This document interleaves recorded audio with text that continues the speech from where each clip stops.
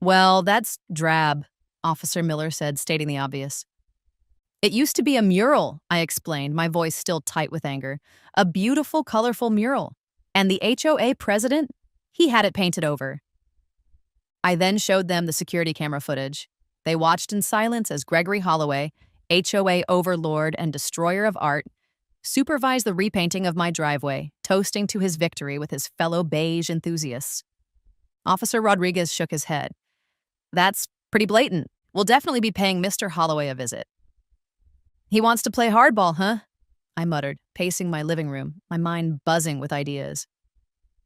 Fine, let's play. But I'm not playing by his rules anymore. And then it hit me. I wouldn't just repaint the mural myself. I'd hire a professional, a famous professional. I need a muralist, I declared, and then I found her, Elena Ramirez, a world-renowned muralist. This is it, I whispered, staring at pictures of Elena's incredible murals. This is exactly what I need.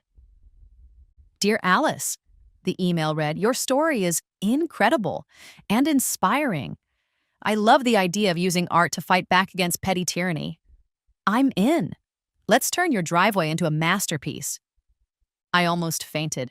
Elena Ramirez, the Elena Ramirez, was going to paint my driveway. Yes, I shouted, jumping up and down with glee. Take that, Gregory. Let's just get this out there. I'm not your typical suburban housewife. I'm Alice Parker, and I believe life's too short for beige. My house in the otherwise painfully uniform neighborhood of Harmony Heights is, well, let's just say it stands out. I'm an artist at heart, not a professional, mind you. I dabble in graphic design. But I see the world as a potential canvas. And my driveway? For years, it was just begging for some color. It was standard issue, plain, boring concrete, like every other driveway on the street. A vast expanse of gray just there, utterly unremarkable, utterly un-Alice. So one sunny weekend, I decided to change that. I roped in my kids, Leo and Mia, armed them with brushes and buckets of exterior paint. Non-toxic, of course. I'm not a monster. And we went to town. And you know what? The neighborhood kids loved it. They'd stop by on their bikes and scooters, pointing and giggling at the swirling patterns. Some even added their own chalk drawings to the edges, little temporary masterpieces that blended right in with our grand design. People walking their dogs, they would stop. People driving by would slow down. I got compliments.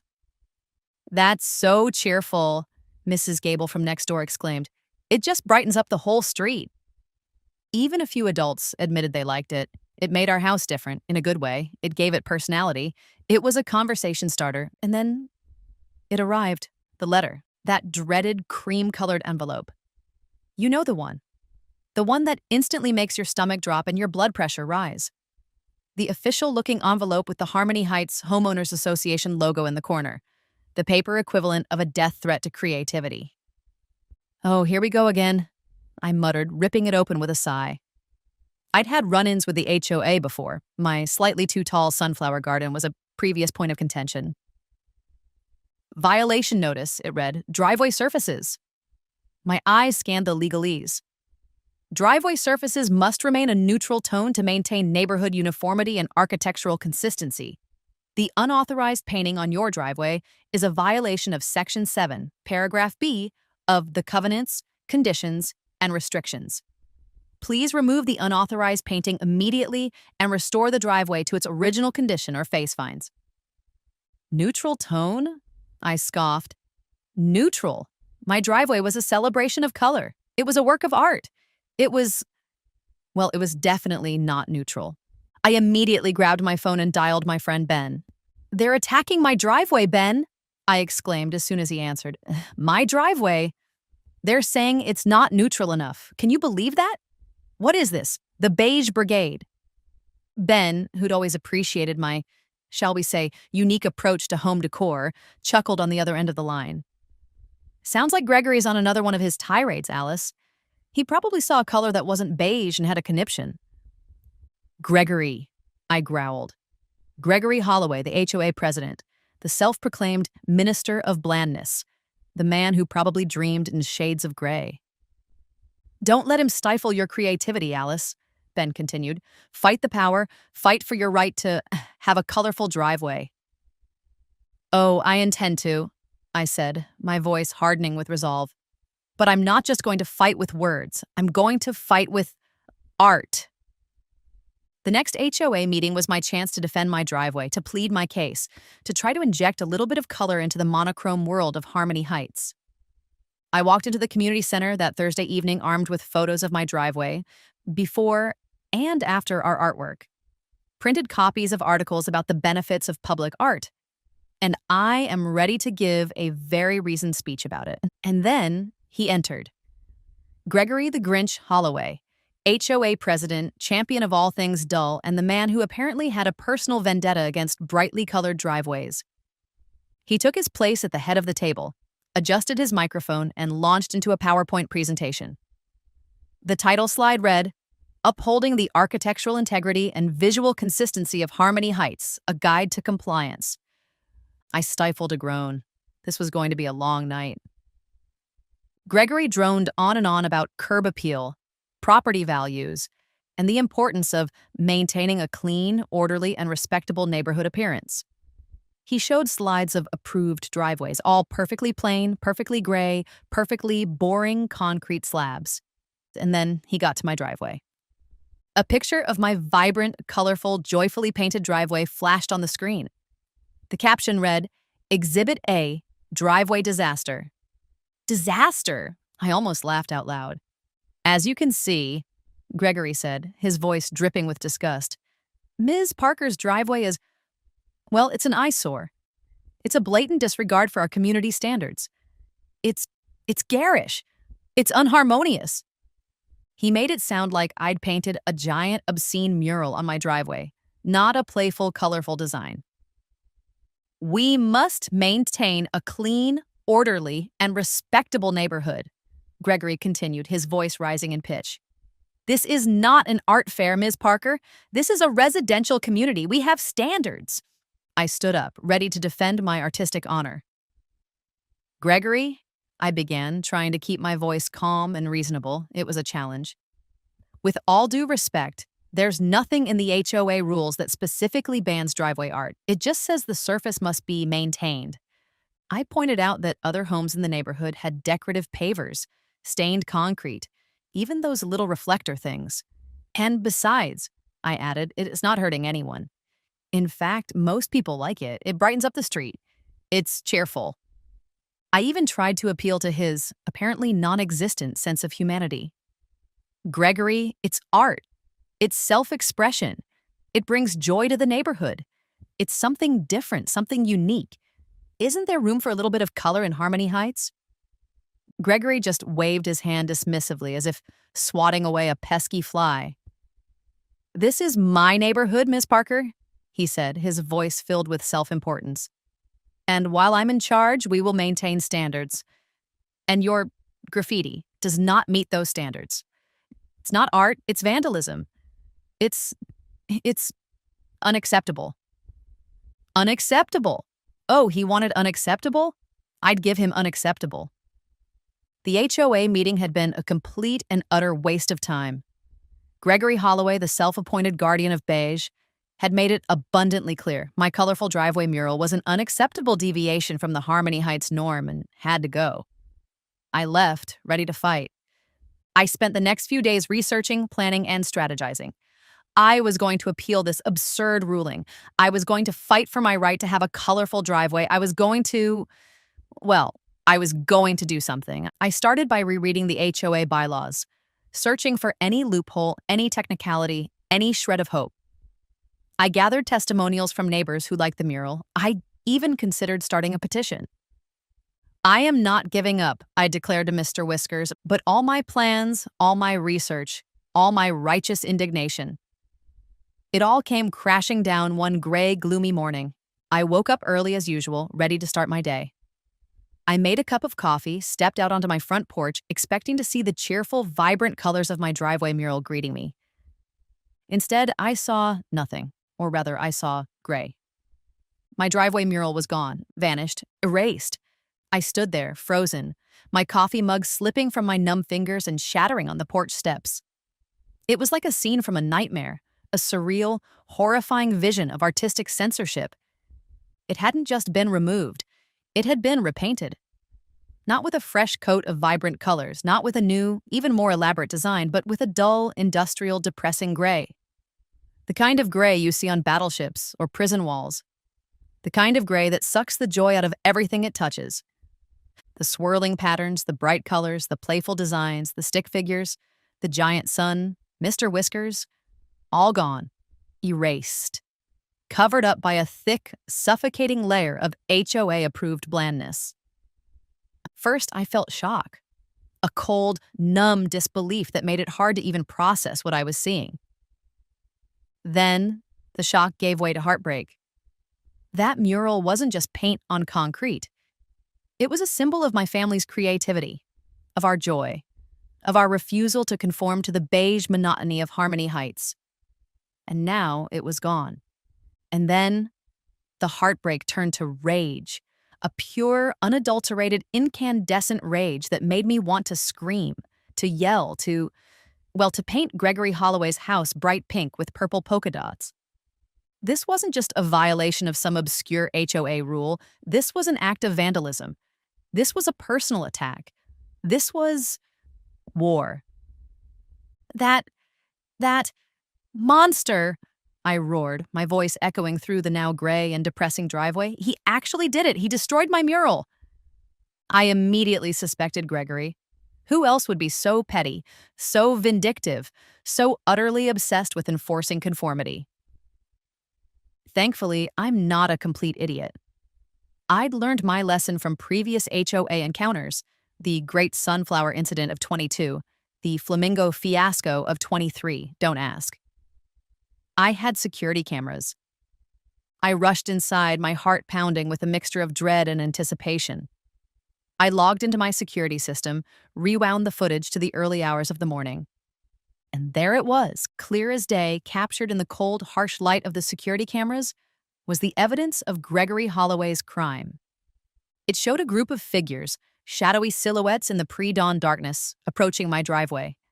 And leading the charge, his face illuminated by the faint glow of a streetlight, his expression a mask of smug satisfaction, was Gregory Holloway himself. He was accompanied by a few other HOA board members looking like reluctant accomplices in a bizarre suburban art heist.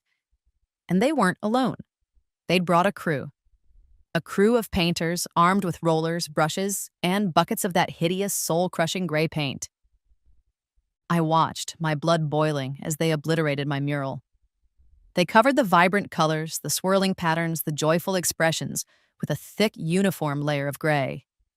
They erased my family's artwork, layer by layer, stroke by stroke, as if it were nothing more than a stain to be removed. And the worst part? The celebration. As the last bit of color disappeared, as the driveway became a uniform expanse of depressing gray, Gregory actually toasted with the other board members. They clinked coffee cups, their faces beaming with self-satisfied smiles.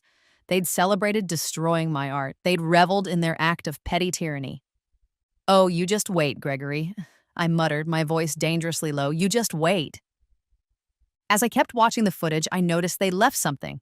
I ran back outside, and there it was, taped to my garage door, a single sheet of paper. I ripped it off, my hands shaking with fury, and there it was, written in bold block letters, "Now it's community approved." The note was unsigned, but it didn't need a signature. I knew who had written it. It was Gregory, rubbing salt in the wound, gloating over his victory. "This is a war, Gregory," I whispered, crumpling the note in my fist. "And you just made a very big mistake." I grabbed my phone and dialed 2 numbers. My lawyer, and the police. It was time to unleash the legal fury. I practically threw my phone at the table as I hit the call button, putting my lawyer's number on speakerphone. "Angela," I said, my voice shaking with a mixture of fury and disbelief. "He did it. He destroyed my mural. He had it painted gray, and I have it all on video." Angela, my lawyer, a woman who thrived on conflict and relished a good legal battle, was instantly alert. "He painted over your mural?" she asked, her voice sharp with disbelief. "Without your permission? On your property?" "Yep," I said grimly. "He brought a whole crew in the middle of the night, and they toasted afterwards, Angela. They toasted to destroying my art." I could practically hear Angela's smile through the phone. "Oh, Alice," she said, her voice filled with a gleeful anticipation that was both terrifying and reassuring. "This is fantastic. This is this is beyond anything I could have hoped for." He trespassed. He destroyed private property. He committed a hate crime against color. "So what do we do?" I asked, feeling a surge of vindictive satisfaction. "First," Angela said, "you do nothing. Don't confront him. Don't talk to him. Don't even think about him. Let me handle all communication. This is now a legal matter, and we're going to play it by the book." "Got it," I said. Complete radio silence. "But what about the driveway?" "Leave it," Angela said. "Don't touch it. It's evidence. We'll get pictures. We'll document everything, and then we'll sue him. We'll sue him for the cost of the original mural, for the cost of the repainting, for emotional distress, for the crime against art." "I love it," I said, a slow smile spreading across my face. "And Alice," Angela added, her voice turning serious, "call the police. This is a crime. He needs to be held accountable." So I did. I called the Harmony Heights Police Department and reported the vandalism. 2 officers, a young, somewhat bewildered-looking officer named Rodriguez, and a more seasoned, seen-it-all officer named Miller, arrived at my house a short while later. I showed them the now gray driveway, the blank canvas where my vibrant mural had once been. "Well, that's drab," Officer Miller said, stating the obvious. "It used to be a mural," I explained, my voice still tight with anger. "A beautiful, colorful mural. And the HOA president, he had it painted over." I then showed them the security camera footage. They watched in silence as Gregory Holloway, HOA overlord and destroyer of art, supervised the repainting of my driveway, toasting to his victory with his fellow beige enthusiasts. Officer Rodriguez shook his head. "That's pretty blatant, Miss Parker. We'll definitely be paying Mr. Holloway a visit." Officer Miller nodded. "Destruction of property, trespassing? He's looking at some serious charges. And frankly," he added with a slight smile, "I've heard about Gregory Holloway. He's not exactly the most popular guy in Harmony Heights." "Tell me about it," I said, feeling a surge of satisfaction. "He's made my life a living hell for years." "We'll keep you updated, Ms. Parker," Officer Rodriguez said, handing me a card. "But I think you can rest assured justice will be served." Justice? Yeah, that sounded good. But justice wasn't enough. I wanted revenge. And I had a plan. A brilliant, colorful, art-tastic plan. And Gregory Holloway was about to become the unwilling star of my masterpiece. Okay, so Gregory Holloway had declared war on my driveway. He'd thought he could erase my art, silence my creativity, and force me to conform to his bland beige vision of suburban perfection. He thought wrong. Because while he was busy celebrating his victory with lukewarm coffee and stale donuts, I was busy planning my revenge. My artistic, glorious, HOA-defying revenge. "He wants to play hardball, huh?" I muttered, pacing my living room, my mind buzzing with ideas. "Fine, let's play.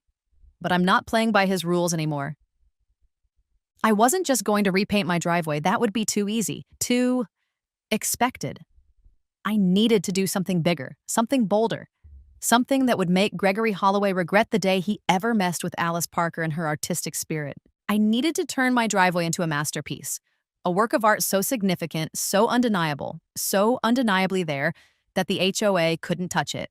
I needed to create something that would be legally protected, artistically acclaimed, and a giant, colorful screw you to Gregory and his beige brigade.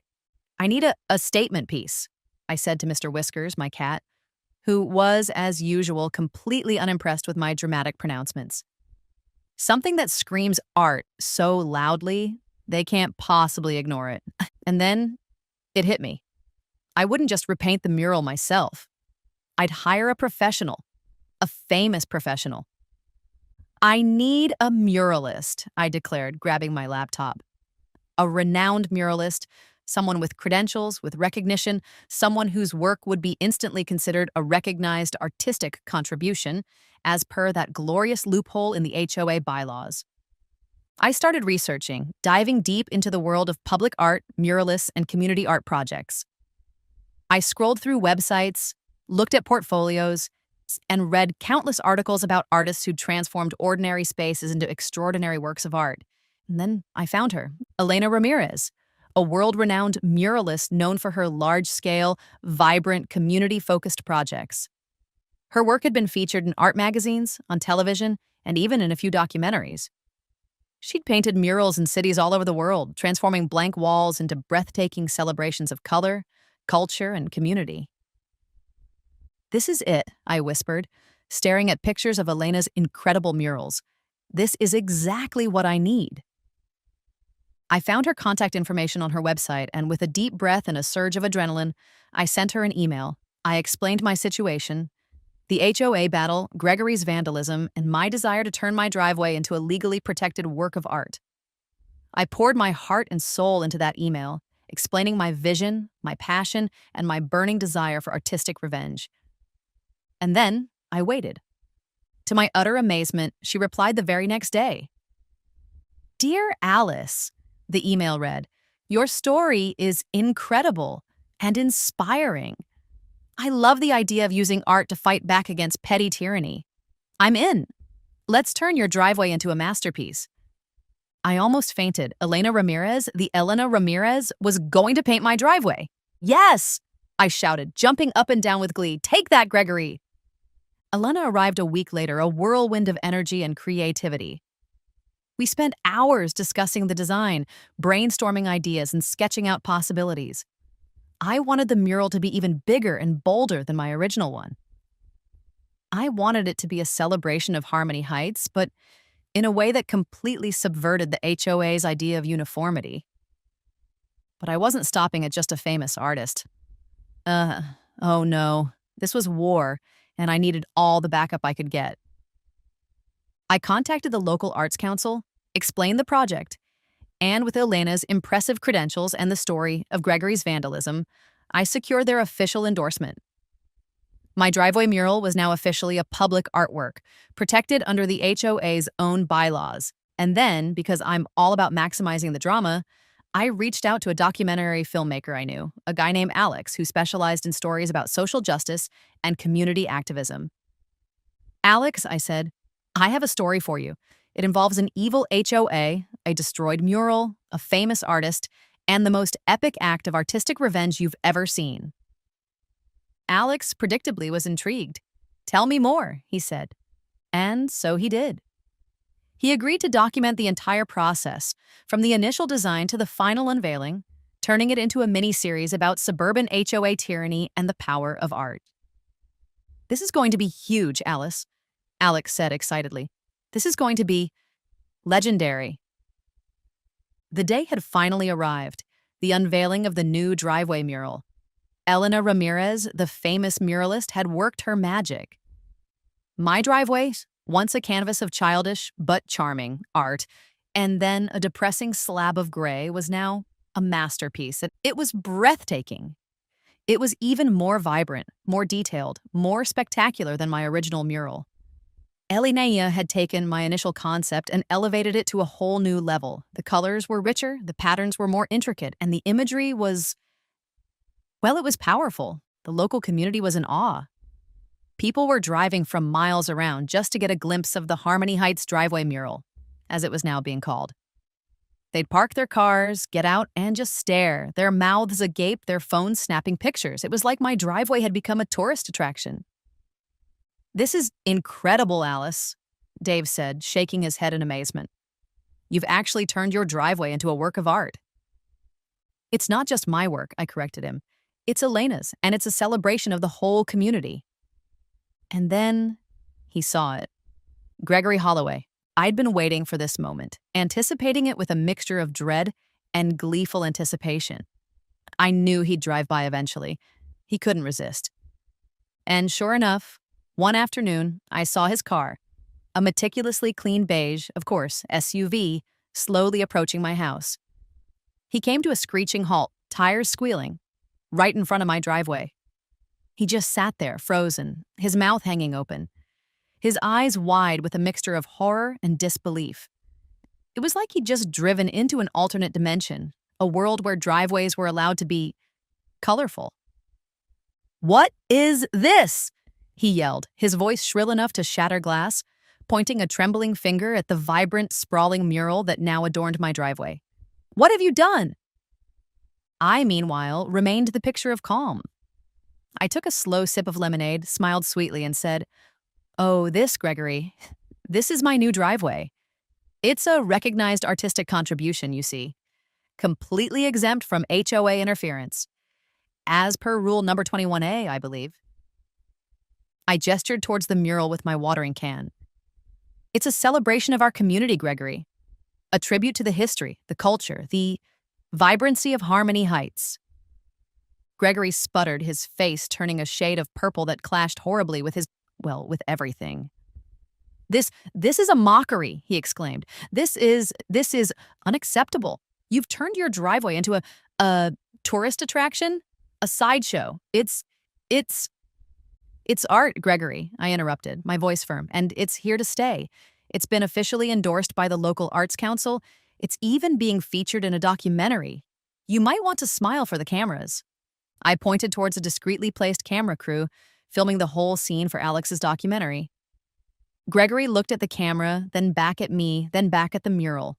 He seemed to deflate, his rage momentarily replaced by a flicker of fear.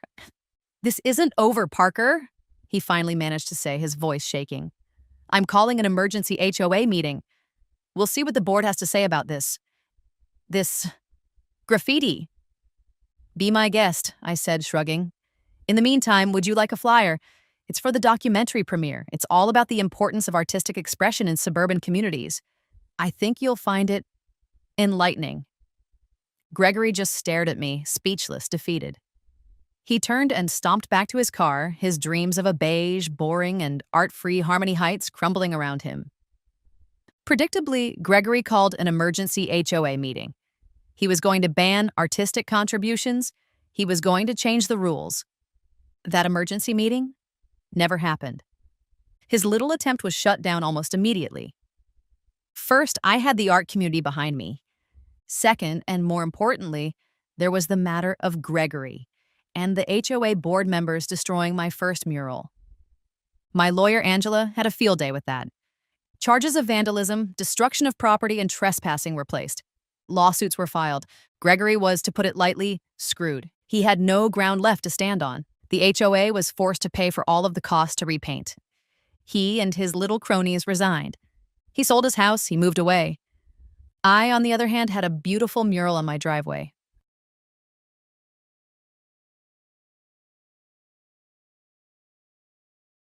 It all started innocently enough. Like, aggressively innocently. There'd been a few packages swiped from porches around the neighborhood. Nothing major, but annoying. Plus, someone had mysteriously acquired a long, deep scratch down the side of my car while it was parked right in my driveway. Coincidence? Maybe. Annoying enough to justify a $100 smart security camera? Absolutely. So I bought one. A neat little Wi-Fi number.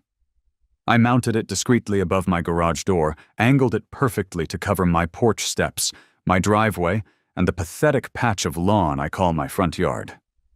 Peace of mind in a tiny plastic dome. I checked the feed on my phone. Yep, crystal clear view of my welcome mat. Reading "Go Away."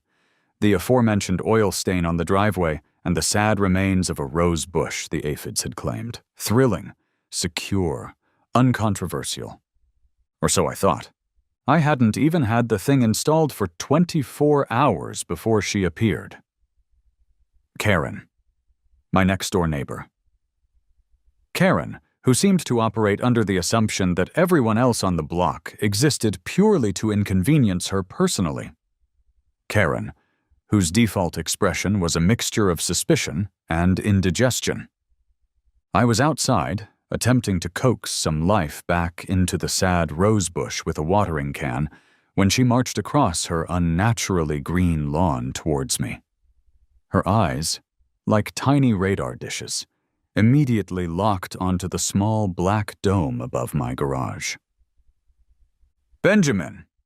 Her voice could probably curdle milk at 50 paces. What? She pointed a trembling finger. Is that thing? I sighed internally. Here we go. Oh, hi, Karen, I said, trying to sound breezy. That?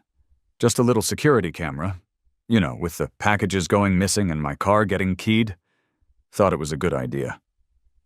Her eyes narrowed into slits. Don't you lie to me, Benjamin Henderson. It's pointed right at my house, she accused, her voice rising. Right into my living room window. I saw it. You're spying on me. I blinked. Spying on her? What would I even spy on? Her collection of porcelain thimbles? Her rigorous schedule of complaining to the HOA?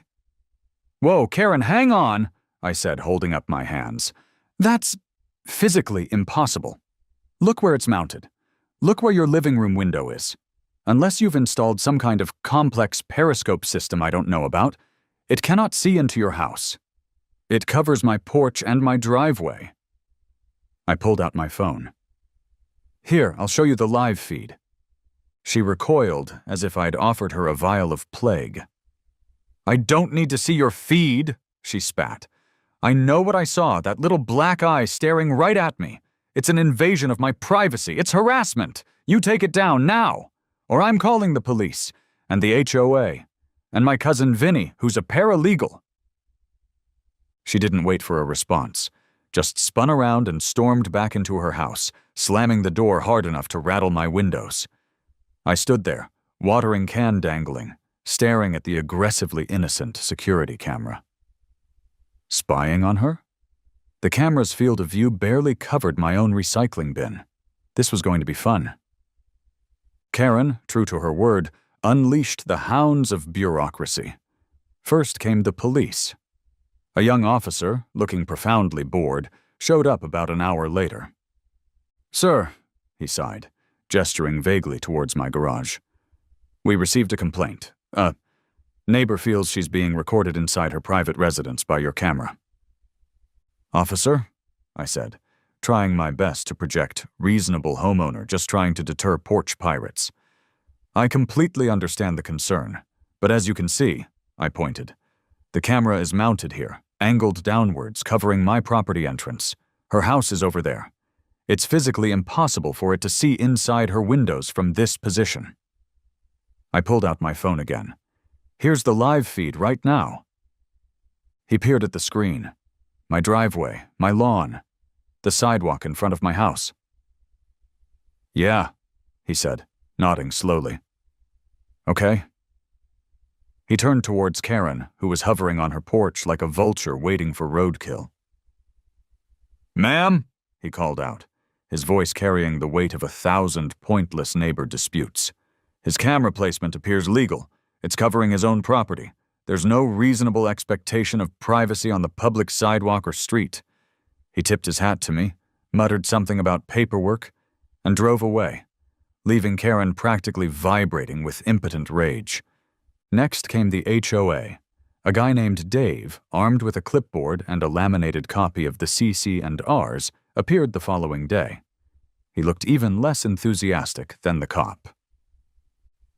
Mr. Henderson, Dave began, squinting up at the camera, regarding bylaw 9.7, subsection C concerning exterior modifications. While security cameras are generally permitted, we must ensure they don't infringe upon a neighbor's reasonable expectation of privacy. They don't, I interrupted politely, but firmly. As confirmed by Officer Miller yesterday, the camera exclusively covers my own property and the public sidewalk directly in front of it. It does not and cannot see into any neighbor's private dwelling. Are there specific HOA regulations regarding camera angles that only capture one's own property and public thoroughfares? Dave flipped through his laminated pages, looking increasingly uncomfortable. Well, he mumbled, no, not explicitly worded as such, but the spirit of the rules encourages neighborly consideration and avoiding actions that may cause undue distress. Undue distress? I repeated. Is undue distress defined anywhere? Because my neighbor seems unduly distressed by the mere existence of a legally placed camera pointed at my own driveway. Dave sighed, clearly wanting to be anywhere else. Look, just try to be considerate, okay? He made a vague note on his clipboard and retreated, defeated by the lack of specific anti-driveway camera bylaws. So I was cleared. Legally, and according to the HOA's own vague rules, my camera was fine. Did that stop Karen? Oh, you sweet, naive reader. Of course it didn't. If anything, it made her worse. Her paranoia kicked into high gear. It was like living next door to a spy in a bad Cold War movie. She started closing her blinds with dramatic flair, even on cloudy days. She developed this bizarre zigzagging pattern for walking across her own lawn, presumably to avoid the camera's unblinking gaze, which, again, wasn't pointed at her lawn. She'd emerge from her house, pause, glare directly at the camera for a solid 10 seconds, maybe shake her fist, then scurry to her car. It was performative. Okay, this is getting ridiculous, I muttered to myself, watching her execute a series of commando rolls to retrieve a dropped coupon from her driveway. Okay, maybe a slight exaggeration, but not by much. She knows it can't see her inside. The cops told her.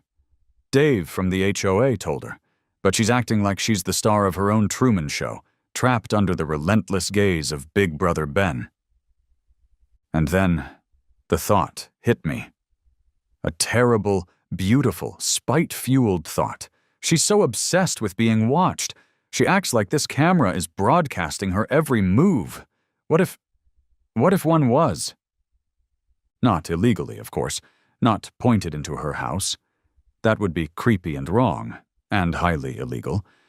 But what about the public space, the street, the sidewalk, the very stage upon which she performed her daily dramas of perceived surveillance? Recording in public is legal. What about live streaming it? The justification clicked into place almost immediately.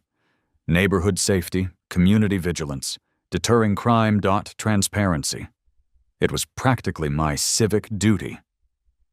Inspired, naturally, by Karen's own deeply felt concerns about security in our quiet, suburban enclave. Thanks for the idea, Karen, I smirked, heading to my computer. Operation Livestream was a go.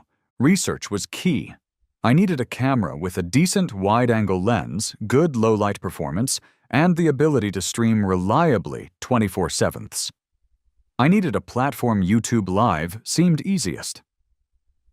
And I needed the perfect placement, not outside, where it could be accused of pointing somewhere specific. Inside, looking out my front window, aimed squarely at the public street, capturing a wide panorama. The sidewalk on both sides, the road itself passing cars, dog walkers, joggers, kids on bikes, and inevitably, anyone entering or exiting the houses directly opposite the camera's viewpoint, namely mine and Karen's.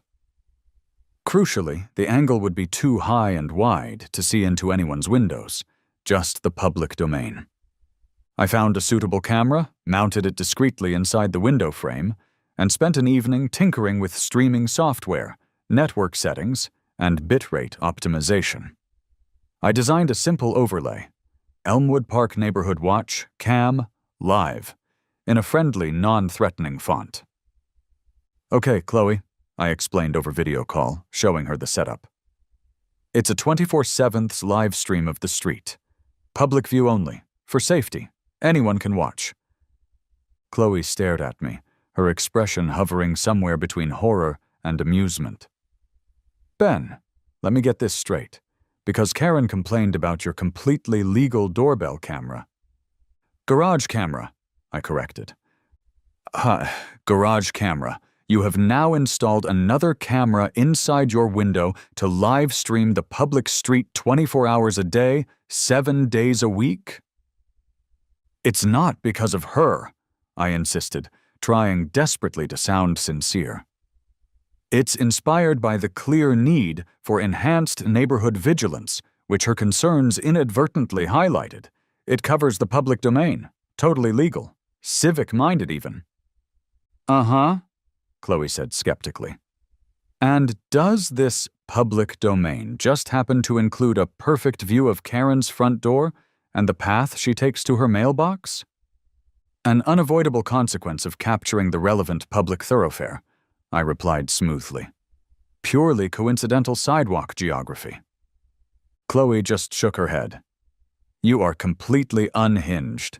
This is going to end spectacularly badly. Promise me you'll send me the link when Karen finds out. Deal, I grinned. The next morning I took a deep breath and hit Go Live. I checked the stream on my laptop. There it was. A slightly boring, wide-angle view of Maple Street. A car drove past. A squirrel ran up a tree. Utterly mundane. Perfect. Now for the piece de résistance. I logged into the neighborhood Facebook group. Hi, neighbors, I typed, channeling my inner concerned citizen. Inspired by recent discussions about safety and ensuring we all feel secure, I've set up a 24/7 neighborhood watch cam, providing a live view of the public street on our block, Maple between Oak and Elm. Hopefully this provides some peace of mind and helps deter any potential issues. Feel free to check it out anytime. Let's keep Elmwood Park safe together. Link to YouTube Livestream. I hit post, then I made popcorn. It took less than an hour. I was monitoring my stream, 0 viewers, naturally, while pretending to work. I saw Karen step out onto her porch to water her suspiciously perfect geraniums. She pottered around for a bit, pointedly ignoring my house. Then I saw her pull out her phone. Her thumb scrolled. She frowned, tapped something.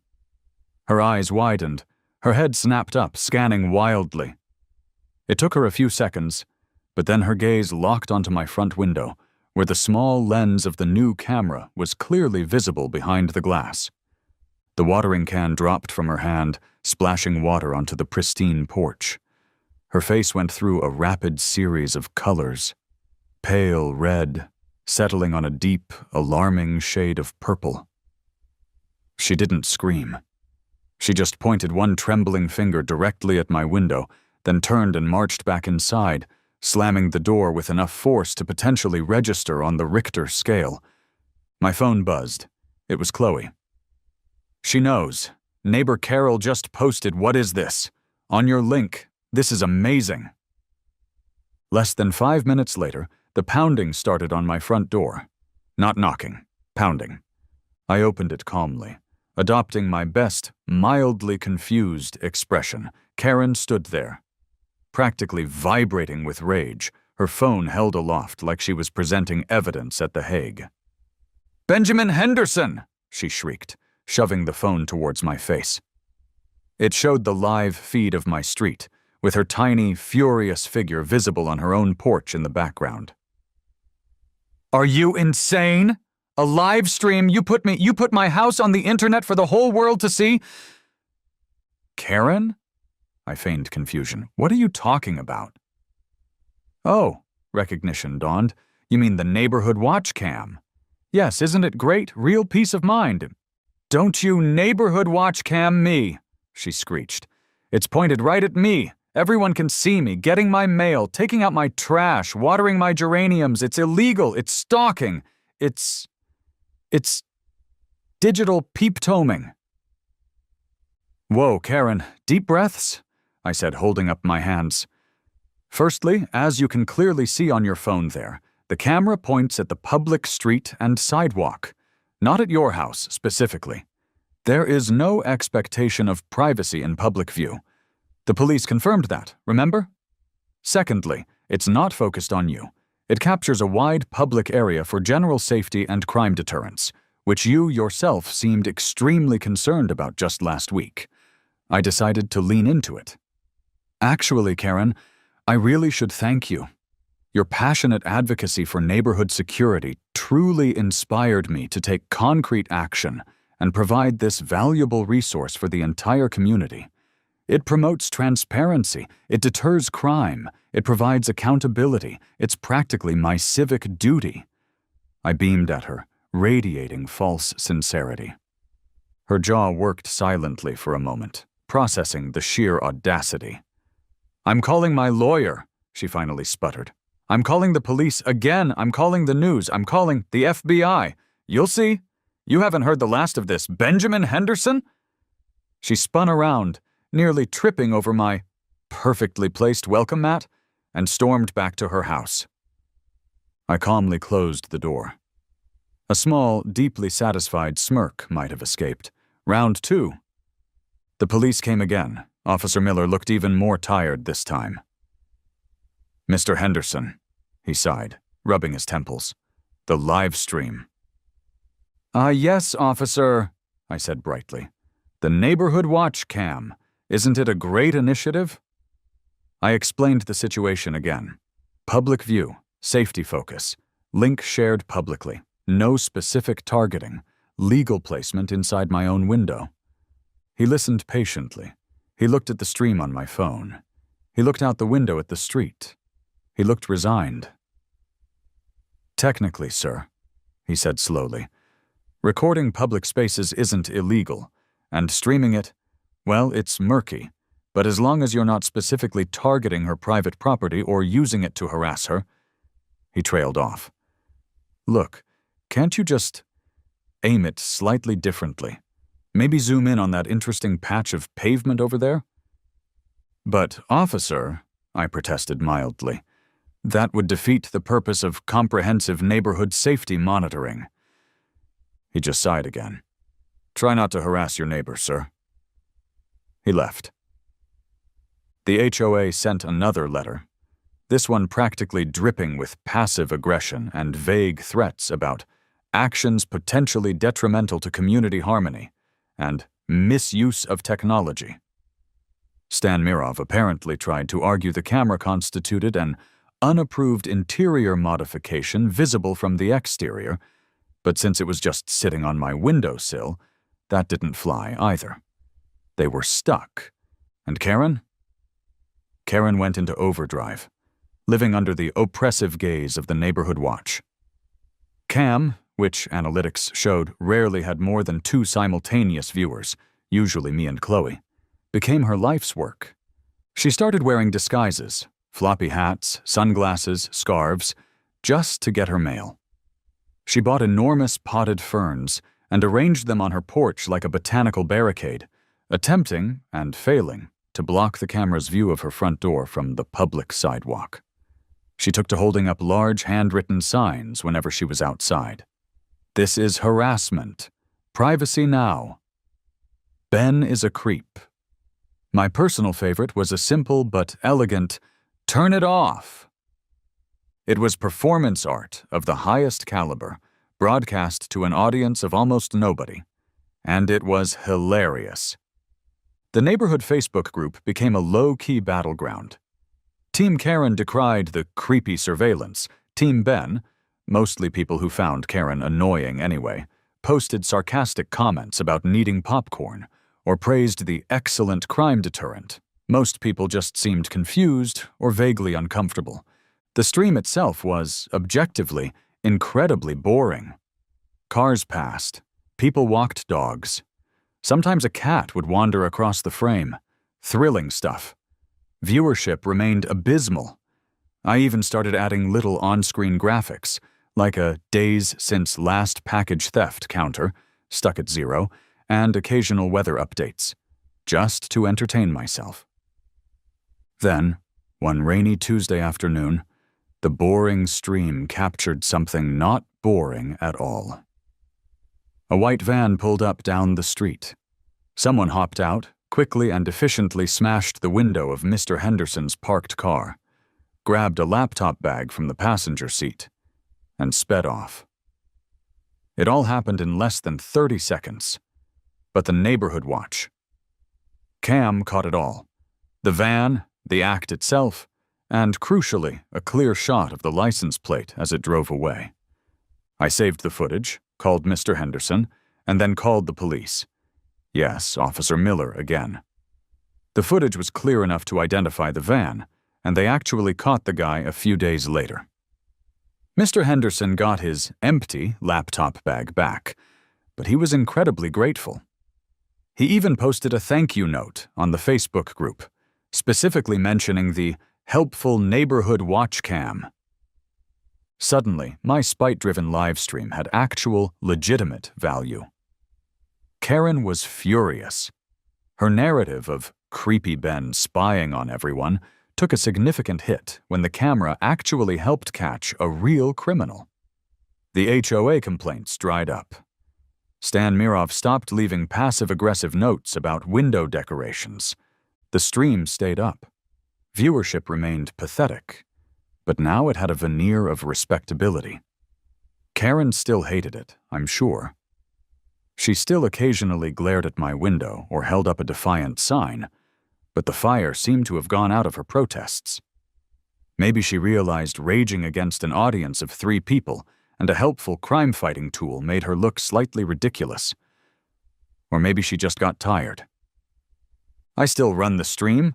It costs pennies in bandwidth, and honestly, I've kind of gotten used to having that boring street view open in a background tab. It's still called the Elmwood Park Neighborhood Watch Cam. Every so often, I check the analytics. Usually 0 viewers. But I know Karen knows it's there. And sometimes, just sometimes, when she walks out to get her mail, I swear I see her hesitate for just a fraction of a second, maybe smooth her hair before stepping into the frame. The unwilling star of the world's most boring, most passive-aggressive reality show. And honestly, that's victory enough for me.